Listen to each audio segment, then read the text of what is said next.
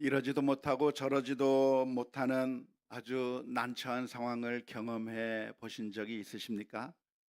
징토의 양난의 어려운 상황들을 우리가 인생을 살아가면서 한두 번쯤은 경험하게 될 거라고 생각이 드는데요. 외통수에 걸려서 이제는 꼼짝없이 죽었다 싶을 때가 많지는 않지만 우리의 인생 가운데 찾아올 때가 종종 있을 것입니다. 오늘 우리가 출애굽기 14장의 말씀을 함께 읽었는데요. 이스라엘 민족이 바로 그런 상황 가운데 있었습니다. 애굽 땅을 출발해서 가나안으로 가는 길 앞에 홍해 바다가 가로막고 있는 겁니다. 그 바다를 건너서 갈 수 없는 그런 난처한 상황이 벌어지고 있는데, 뒤에서는 뒤늦게 바로의 군대가, 애굽 군대가 군대를 이끌고 추격하고 있다고 하는 그런 끔찍한 소식이 들려지게 된 겁니다. 앞으로 나갈 수도 없고 뒤로 돌아갈 수도 없고 완전히 모든 것이 막혀버린 이런 상황 가운데, 만일 우리가 그런 상황 가운데 있었다고 한다면 우리들은 어떤 생각이 들까요? 어떤 마음이 들 것이라고 생각하십니까? 그러는 순간에 우리는 어떤 반응을 할 수가 있었을까요? 오늘 본문의 말씀을 살펴보면 이스라엘 백성들이 이런 상황 가운데서 가장 먼저 보여주었던 반응이 있다고 한다면 그건 두려움이었습니다. 앞으로 나가도 죽을 수밖에 없고 가만히 있어도 죽을 수밖에 없는, 이제는 꼼짝없이 죽었구나라고 생각되는 그 순간에 이스라엘 민족의 마음 가운데 두려움이 엄습하게 된 것이죠. 이런 상황 가운데서 두려움을 느끼는 것이 어떤 것일까요? 두려움을 느끼는 것은 무엇일까요? 사실 이렇게 두려움을 느끼는 것은 당연한 거라고 할 수가 있겠습니다. 무서운 상황 가운데서 두려움을 느끼는 것은 그건 이상한 것이 아니라 사실은 자연스러운 사람들의 감정이라고 할 수가 있겠습니다. 두려움이라고 하는 것은 무엇일까요? 좋은 것일까요? 나쁜 것일까요? 두려움이 나쁜 것입니까? 아니면 그냥 괜찮은 것입니까? 사실 두려움이라고 하는 것은 나쁜 것도 아니고 좋은 것도 아니고, 인간이라고 한다면 이런 상황에서는 자연스럽게 느낄 수 있는 그런 자연스러운 감정이라고 할 수가 있겠습니다. 이런 상황 가운데서 두려움을 느끼지 않는다고 한다면 오히려 더 그게 이상한 것이라고 말할 수가 있을 겁니다. 그래서 우리 성도님들 가운데 혹시 힘들고 어려운 상황, 그리고 진퇴양난의 그런 어려운 상황 가운데 처하게 되었을 때 마음 가운데 두려운 마음이 든다고 해서 자책하실 필요는 없습니다. 내가 왜 이렇게 믿음이 연약한가? 내 마음은 왜 이렇게 두려움이 많은가? 그렇게 괴로워할 필요는 없습니다. 왜냐하면 이 두려움이라고 하는 것은 하나님께서 우리에게 주신 자연스러운 감정이기 때문에 그렇습니다. 뿐만 아니라 더 나아가서 두려움이라고 하는 것이 완전히 나쁜 것이냐 하면 그렇지도 않습니다. 제대로 된 두려움이라고 한다면, 방향이 제대로 설정된 두려움이라고 한다면 그것은 우리에게 해로운 것이 아니라 유익한 것이기 때문에 그렇습니다. 예를 들어서 성경은 우리들로 하여금 두려워하라고 명령하고 있습니다. 두려워하는데 무엇을 두려워하라고 가르치고 있습니까? 하나님을 두려워하라고 가르치고 있는 거예요. 너희는 하나님을 두려워해라. 너희는 하나님이 무서운 줄 알라. 너희는 하나님을 경외하라고 성경은 가르쳐 주고 있습니다. 뿐만 아니라 하나님을 무서워하는 것이, 하나님을 두려워하는 것이, 그게 바로 지혜의 근본이라고 말씀해 주고 있는 것이죠. 우리는 두려움이 있기 때문에 우리가 안전하게 행동할 수 있는 지혜를 얻을 수 있는 겁니다. 예를 들어서 우리 주변에 수많은 위험한 것들이 있습니다. 우리 주변에 그런 위험한 것들이 너무나도 많죠. 무엇이 무섭습니까? 물이 무서워요. 물속에 잘못 들어갔다가는 빠져 죽습니다. 불이 무섭습니다. 불을 잘못 건들면 모든 것을 다 태워버려서 그동안의 모든 수고가 다 헛수고가 될 수밖에 없습니다. 무엇이 무섭습니까? 독이 무서운 겁니다. 잘못 먹었다가는 목숨을 잃을 수도 있는 것이죠. 따라서 우리는 그러한 무서운 것들, 위험한 것들을 보면서 아무런 감정이 생기지 않아서 두려운 마음이 전혀 없어서 그냥 물속에도 들어가고 불 속에도 막 들어가고 아무거나 다 먹는다고 한다면 그것은 건강한 태도가 아니라 그것은 정말 어리석은 일이라고 할 수가 있을 것 같아요. 성경에 보면 귀신 들린 사람이 등장하는데 그 귀신 들린 사람의 그 위험이 무엇입니까? 그 귀신 들린 사람이 잘못된 이유가 무엇입니까? 그 귀신 들린 사람은 물속에도 들어가고 불 속에도 막 들어가면서 결국 그래서 자신의 몸을 상하게 하는데도 그냥 그것이 무서운 줄 모르고 그냥 들어가는 그런 사람이 정상적인 것이 아니라, 두려움이 없는 것은 정상적인 것이 아니라 오히려 위험한 것이라고 할 수가 있는 것이고, 그래서 이 두려움이라고 하는 것은 무엇인가? 사실은 우리가 인생을 살아가면서 자연스러운 것일 뿐만 아니라 하나님께서 우리가 인생을 지혜롭게 살아갈 수 있게 만들어준 하나님의 선물이요 유익한 것이라고 말할 수가 있을 것입니다. 따라서 이런 어려운 상황 가운데 맞닥뜨리게 되었을 때 이스라엘 민족의 마음 가운데 두려운 마음이 제일 먼저 들었다고 하는 것은 사실 그 자체로는 나쁜 것이라고 할 수 없을 겁니다. 하지만 그 두려움을 생산적이고 문제를 해결하기 위한 긍정적인 선택으로, 그리고 이 무서움을 이용해서, 무서움으로 인해서 우리가 좋은 결과들을 만들어내는 그런 선택으로 나아갈 수 있다고 한다면 유익한 것이지만, 그 두려움 때문에 우리가 아무것도 하지 못하고 그리고 정말 우리들의 삶이 절망 가운데 빠져버리고 만다고 한다면 그 두려움은 잘못된 결과를 빚는 두려움이라고 하겠습니다.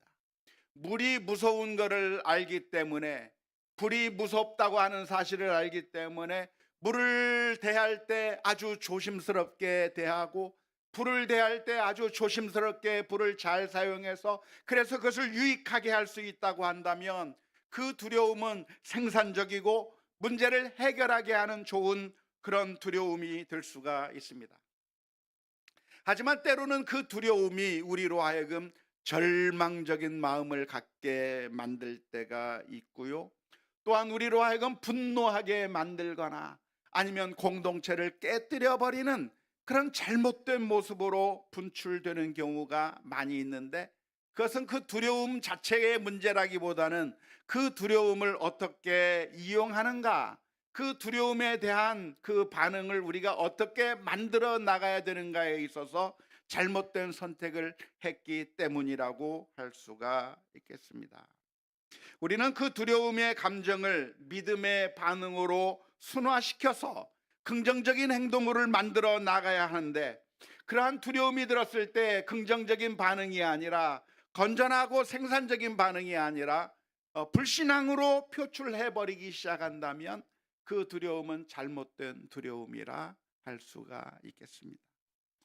이스라엘 민족은 어떻게 했는가? 두려운 마음이 들었을 때 그 두려움을 생산적이고 문제를 해결하는 방식으로 표출한 것이 아니라 잘못된 방식으로 표출했다고 하는데 문제가 있습니다. 제일 먼저 그들은 어떻게 했습니까? 모세를 향해서 원망하기 시작한 거죠. 출애굽기 14장 11절 12절 말씀에 보면 이렇게 기록합니다. 그들이 또 모세에게 이르되 애굽에 매장지가 없어서 당신이 우리를 이끌어내어 이 광야에서 죽게 하느냐? 어찌하여 당신이 우리를 애굽에서 이끌어내어 우리에게 이같이 하느냐? 우리가 애굽에서 당신에게 이른 말이 이것이 아니냐? 이르기를 우리를 내버려 두라. 우리가 애굽 사람을 섬길 것이라 하지 아니하더냐? 애굽 사람을 섬기는 것이 광야에서 죽는 것보다 낫겠노라. 지금 이 두려운 상황 가운데 있을 때 이스라엘 민족은 어떻게 잘못된 반응을 했느냐면 자신들의 지도자인 모세를 향해서 원망하면서 우리가 괜히 나왔다, 괜히 우리가 여기에 나와서 이렇게 여기서 죽게 되었다고 하면서 모세를 원망하기 시작했습니다. 그러면서 차라리 우리가 애굽에 그냥 있는 것이 더 나았다, 애굽에서 애굽 왕을 섬기면서 그래도 목숨이라도 붙이고 있는 것이 그게 더 나은 선택이었다고 그렇게 비난하기 시작한 것이죠. 어쩌면 그러한 비난이 맞을 수 있을 것 같아요. 죽어버리면 무슨 소용입니까? 해방된 것처럼 보였지만 이곳에서 몰살되어 버린다고 한다면 의미가 없기 때문에 어쩌면 이런 이스라엘 민족의 말이 일면 맞는 것처럼 느껴지게 될 겁니다. 하지만 이 이스라엘 민족의 이러한 불평, 비난은 정당한 것이었는가 했을 때 정당하지가 않았어요. 왜 그렇습니까? 그들이 나오고 싶지 않았는데 억지로 모세가 끌고 나온 것이 아니라 사실은 이스라엘 민족이 그 애굽 땅에서 얼마나 많은 고난을 당했습니까? 애굽 왕의 치하에서 그 폭군 밑에서 고통을 당하며 정말 자신의 자식들을 나일강에 던져서 죽게 만들면서 억지로 일을 해야 되는 그 고통 가운데 죽지 못해서 살아가고 있는 그런 고통스러운 인생을 그 애굽 땅에서 살았기 때문에 그래서 그들의 마음 가운데 어서 빨리 이 힘들고 고통스러운 이것을 빨리 끝장냈으면 좋겠다고 하는 그런 간절한 소망이 이스라엘 민족 가운데 있었던 것이고 이스라엘 민족은 그랬기 때문에 하나님 앞에 울부짖었던 것이죠. 출애굽기 2장 23절에서 25절 말씀에 이렇게 기록합니다. 여러 해 후에 애굽 왕은 죽었고 이스라엘 자손은 고된 노동으로 말미암아 탄식하며 부르짖으니 그 고된 노동으로 말미암아 부르짖는 소리가 하나님께 상달된지라. 하나님이 그들의 고통 소리를 들으시고 하나님이 아브라함과 이삭과 야곱에게 세운 그의 언약을 기억하사 그래서 하나님이 이스라엘 자손을 돌보셨고 하나님이 그들을 기억하셨더라. 그들의 고통 소리, 울부짖는 그 울음소리를 듣고 그래서 이스라엘 민족을 구원해 주셨다고 하는 이야기가 출애굽기의 말씀 가운데 기록되어 있는데 지금 와서 옛날이 더 좋았다. 과거의 고통은 현재의 고통보다는 너무나도 작을 수밖에 없어요. 고통이 어떤 고통이 제일 큽니까? 지금 고통이 제일 커요. 지금 고통. 옛날에 그 아무리 큰 고통이라고 할지라도 시간이 지나버리면 다 잊어버리고 그 옛날의 고통이 정말 물리적으로 계산해 보면 그 옛날의 고통이 훨씬 더 크지만 지금 만나는 작은 고통도 옛날의 고통은 너무나도 작아 보이게 많은 것이 우리들의 모습인 것이죠. 하지만 그 이스라엘 민족의 불평은 정당한 것이었는가 했을 때 그것은 정당하지 않은 불평이었다라고 하는 것이고요. 두 번째로 그러한 불평은 유익한 것이었는가 했을 때 절대로 유익하지 않았습니다. 모세를 비난하면 문제가 해결됩니까? 모세를 향해서 원망하면 홍해 바다와 그 애굽 군대로 인해서 진퇴양난의 상황 가운데 있을 때 모세를 비난한다고 해서 그 문제가 해결이 됩니까? 아무런 해결이 이루어지지 않는 그야말로 백해무익한 것이 지도자를 향해서 원망하고 비난하는 것이었죠.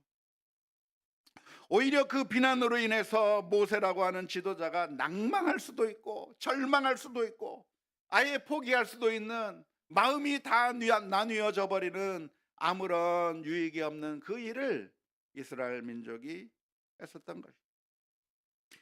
어쩌면 우리가 이 순간에 우리가 선택할 수 있는 바람직한 선택이 있다고 하면 무엇이겠습니까? 비난하는 것이 아니라 오히려 격려해주고 위로해주고 함께 손잡고 나가자. 이 문제를 우리가 함께 해결해 보자. 낭망하지 마십시오. 서로가 서로를 향해서 위로해주고 권면해주는 선택을 해야 될 줄로 믿습니다. 어쩌면 가정에서 제일 힘들고 어려운 상황이 있을 때가 언제일까요? 우리가 가정 생활을 하면서 힘들고 어려운 일들을 닥칠 때가 종종 있는데, 때로는 재정적인 어려움이 있을 때 가정에 위기가 생깁니다. 때로는 자녀들의 문제 때문에 자녀들의 문제를 해결할 수 없게 되었을 때 가정 가운데 불화가 생기기 시작합니다. 그런 어려운 위기의 상황을 우리가 만나게 된다고 하면 어떤 선택을 하는 것이 옳을까요? 그때 남편과 아내가 서로 손잡고 걱정하지 말라고, 내가 도와주겠다, 우리 같이 힘내보자고, 여보 걱정하지 마, 여보 힘들어하지 마, 내가 할게. 남편과 아내가 서로를 향해서 서로 격려하고 위로해서, 그래서 그 위기를 넘겨야 하는 거예요. 그런데 안타까운 것은 수많은 가정이 경제적으로 어려우면 서로를 향해서 원망하기 시작합니다. 남편을 향해서 원망하고 아내를 향해서 원망하기 시작합니다. 우리 자녀들의 문제가 생기면 남편을 비난하고 아내를 비난하기 시작합니다. 힘들 때 서로 도와주라고 남편과 아내가 있는 건데, 고통스러울 때 손잡아주라고 남편과 아내가 있는 것인데, 어쩌면 이스라엘 민족처럼 지도자를 향해서 원망하고 그래서 마음을 더 무너뜨리는 그런 어리석은 선택을 할 때가 우리들에게 얼마나 많이 있는지 몰라요. 그래서 오늘 우리들은 늘 예수 그리스도의 십자가 앞에 다시 나가야 합니다. 주님, 저희들의 어리석은 마음을 용서해 주시고 예수 그리스도의 보혈의 피로 씻어 주셔서 정말 더러운 죄인을 비난하지 아니하시고 우리를 위하여 십자가 위에서 피 흘려 주신 그 주님의 놀라운 사랑을 우리가 받았는데, 그 주님의 사랑처럼 서로 사랑하고 아끼고 돌보며 정말 다시 일어설 수 있는 힘과 용기를 주옵소서. 주님 앞에 기도하면서 가정이 회복되고 사랑이 회복되고 진퇴양난의 어려운 순간 가운데 함께 믿음으로 이겨낼 수 있는 그런 복된 가정들이 다 될 수 있기를 주님의 이름으로 축원합니다. 놀라운 것은 이러한 상황 가운데 모세도 실망하고 절망하고 무너질 수 있었는데, 놀랍게도 모세는 이 순간에 절망하지 않았습니다. 모세는 안 두려웠을까요? 두려웠을 것 같아요.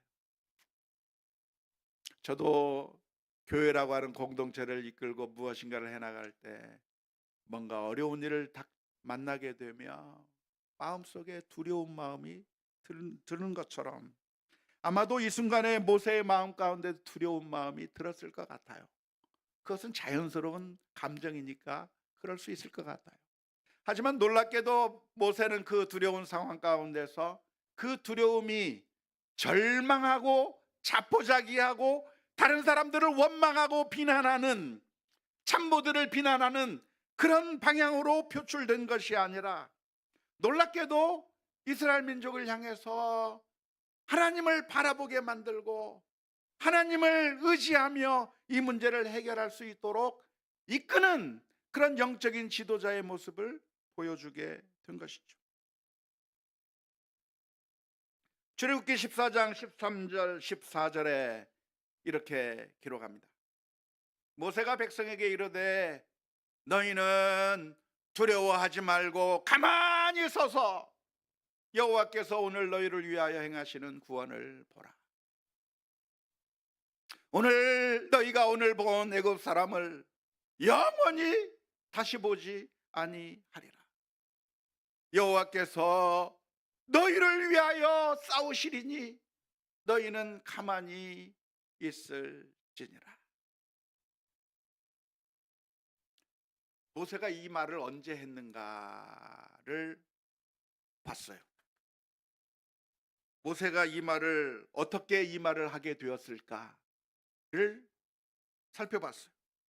그랬더니 하나님께서 모세에게 이 말을 해준 다음에 모세가 이 말을 했습니까?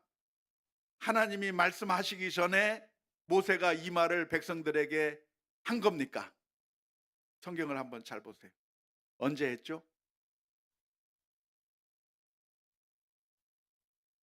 하나님께서 모세에게 어떠한 말씀을 해주시기 전에 하나님의 음성을 듣고서 말한 게 아니고, 그 말, 하나님의 음성을 듣기도 전에 이 말을 모세가 백성들에게 해요.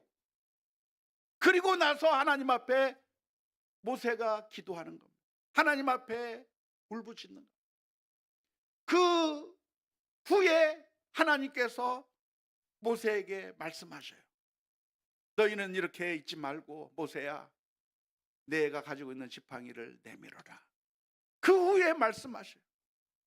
이것이 아주 놀라운, 이번에 설교를 준비하면서 제가 주목해 보았던 부분인데요.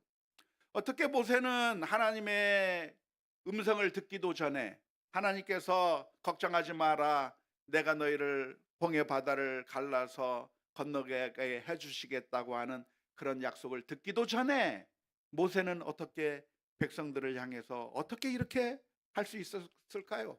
모세는 어떻게 하나님의 마음을 미리 알았을 것입니까?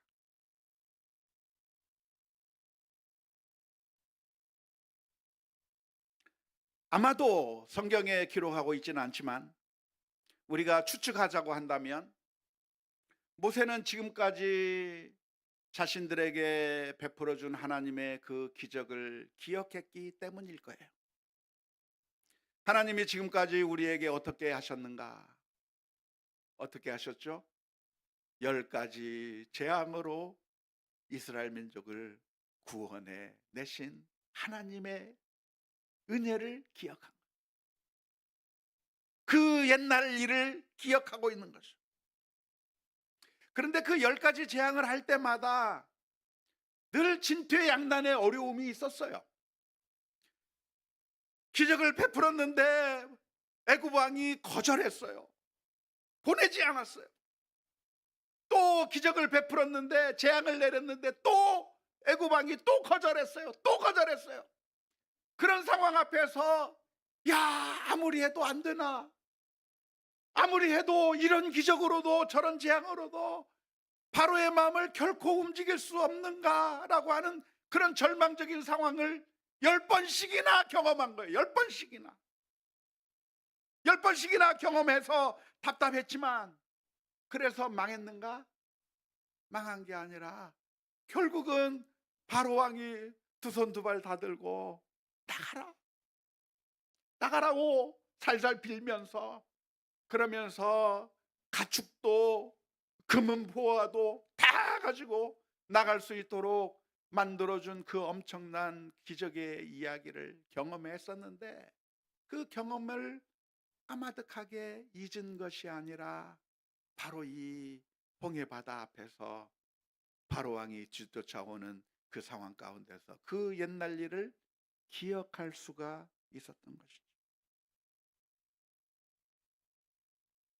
우리는 우리의 마음 속에 도움의 돌 에벤에셀을 두고 생각할 필요가 있습니다.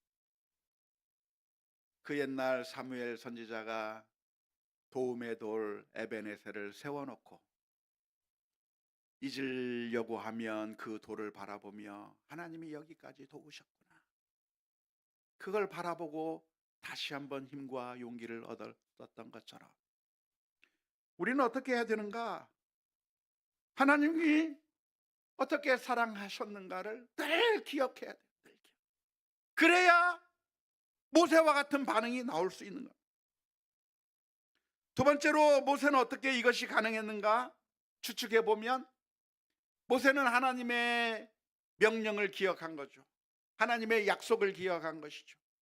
하나님께서 자기를 부르시면서 하시는 말씀이 너는 이스라엘 민족을 이끌고 가나안 땅으로 가라고 명령해 주셨잖아요.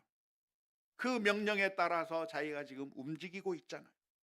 그런데 그 약속하신 그 하나님께서 이스라엘 민족을 아브라함과 이삭과 야곱에게 주신 그 약속대로 이스라엘 민족을 이끌어내겠다고 약속해 주신 그 약속에 따라서 지금 이스라엘 민족을 이끌고 왔는데, 그 하나님께서 힘이 없어서 이스라엘 민족을 여기서 죽이시겠는가? 하나님이 저 바로 왕보다 힘이 약해서 이스라엘 민족을 여기서 죽이시겠는가? 하나님이 저 홍해바다 앞에서 꼼짝 못해서 이스라엘 민족을 이 앞에서 죽이겠는가? 논리적으로 생각해 볼 때 아니라는 거예요.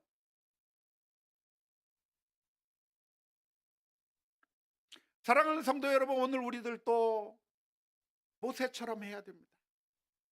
오늘날 우리를 향해서 하나님께서 그 옛날 선지자들에게 나타나셨던 것처럼 우리에게 꿈에서 나타나시고 혹은 신비한 음성으로 말씀해 주시고 하는 일들은 이제는 아마 경험하지 못할 겁니다. 그러나 하나님의 음성이 우리에게 직접 들리지 않는다고 할지라도 우리는 하나님께서 그동안 어떻게 해오셨고 하나님께서 어떻게 지금까지 역사해 주셨는가를 보면서 우리의 마음 가운데 결론을 내려야 되는 거죠. 그리고 하나님 앞에 기도했어요. 울부짖었어요. 그럴 때 하나님의 응답이 무엇입니까? 출애굽기 14장 15절에서 16절의 말씀에 여호와께서 모세에게 이르시되 너는 어찌하여 내게 부르짖느냐? 이스라엘 자손에게 명령하여 앞으로 나아가게 하고 지팡이를 들고 손을 바다 위로 내밀어 그것이 갈라지게 하라. 이스라엘 자손이 바다 가운데서 마른 땅으로 행하리라. 과연 그 말씀대로 하자 홍해 바다가 갈라졌고 마른 땅을 보게 되어 그 위로 이스라엘 민족이 걸어갔으며, 마른 땅이 안 되면 질적거려서 빠져버리겠죠. 그리고 이스라엘 민족이 안전하게 건넌 후에는 애굽 군대를 그 바다에서 몰살시키는 엄청난 대역전의 기적을 체험하게 된 것이죠. 홍해가 무엇이었는가? 홍해는 무서운 것처럼 보였지만 무서운 게 아니라 예방주사와 같았던 거예요. 그 예방주사의 바늘을 보면 너무나도 무서운데 사실은 그게 나를 죽이기 위해서 예방주사가 있는 게 아니고 우리를 바이러스로부터 균으로부터 보호하기 위해 예방 접종을 하게 되는 것처럼 이스라엘 민족을 죽이기 위해 계획된 것이 홍해가 아니라 이스라엘 민족을 구원하고 이스라엘 민족을 애굽에서부터 완전히 이기게 만들기 위한, 애굽 군대를 치기 위한 하나님의 엄청난 은혜의 손길이었다고 하는 것을 기억할 필요가 있고 두려워할 필요가 없는 것이죠. 오늘 우리는 우리의 삶 가운데서도 이러한 일들이 있을 수 있을 것입니다. 두려운 마음이 들 수밖에 없는 일들이 있을 겁니다. 하지만 그때 우리의 두려운 감정이 나타나는 것까지는 자연스럽겠지만 그 두려운 감정이 불신앙의 길로 인도하는 게 아니라 정말 믿음의 반응으로 우리의 모습을 바꾸어 나가야 합니다. 절망할 게 아닌 것이죠. 두려운 마음이 절망으로 바뀌면 안 된 겁니다. 이것을 통해서 하나님께서 우리의 인생을 어떤 길로 인도해 주실까? 모든 것을 합력하여 선을 이루시는 하나님을 의지하며 하나님께서 과연 어떤 길로 인도하실지 기대해야 하는 겁니다. 이런 상황을 만나게 될 때는 우리 동료를 향해서 비난할 게 아닙니다. 서로 이때를 위해서 서로 사랑하고 아끼는 결단을 해야 할 겁니다. 우리가 존재하는 것은 서로가 서로를 돕기 위해서 있는 것입니다. 강도 만난 사람을 만난다고 한다면 왜 조심성 없이 행동하다가 강도 만났냐고 비난할 게 아니고 그 강도 만난 자를 향해서 다가가 상처를 싸매어 주고 온전하게 해 주어서 회복시켜 줄 사명이 우리에게 있는 것처럼 이런 힘들고 어려운 상황 가운데 비난이 정답이 아니고 원망하는 게 정답이 아니고 오히려 사랑하고 아끼고 돌보아 주어야 하는 것이고 이러한 상황 가운데 우리는 기도해야 합니다. 하나님의 도우심을 바라보아야 합니다. 착각하지 마십시오. 그러니까 하나님을 의지한다고 하는 것은 아무런 것도 하지 말아야 된다고 하는 것을 의미하는 것이 아닙니다. 우리가 할 수 있는 일을 해야 하는 것이 당연한 것입니다. 너희는 가만히 있어 주가 하시는 것을 바라보라고 하는 말씀은 그러니까 우리가 기도만 하고 아무것도 안 해도 된다고 하는 말이 아니라 가만히 있으라고 하는 말은 두려워하지 말라고 하는 말이에요. 가만히 있으라고 하는 말은 아무것도 전혀 할 필요가 없다고 하는 이야기가 아니라 두려워하고 벌벌 떨면서 절망하지 말라고 하는 그런 의미의 말씀입니다. 물론 성경은 우리가 하나님의 도우심을 철저하게 믿고 깨닫게 하기 위해서 우리가 전혀 할 필요가 없는 것처럼 그렇게 강조하는 표현들이 많이 있습니다. 홍해 바다 앞에서 아무것도 하지 않았지만 하나님께서 그 홍해 바다를 갈라 주신 것도 그것이고 여리고 성이 무너지게 할 때도 아무것도 하지 않았지만 하나님께서 무너지게 만든 것, 기드온의 300용사처럼 숫자를 줄여서 아무것도 하지 않은 것 같은 일을 했어도 하나님께서 이기게 해주신 것을 보여주신 것은 정말 하나님이 모든 것을 다 하신다고 하는 것을 보여주시기 위한 방편으로 한 것인데 그러면 그 말은 우리가 정말 아무것도 안 하고 안 해도 된다고 하는 이야기가 아니라 우리가 할 수 있는 것은 하지만 그러나 두려워할 게 아니라 하나님의 도우심을 바라보아야 하는 것입니다. 뿐만 아니라 이러한 일이 있을 때에는 우리는 하나님의 은혜를 기억해야 합니다.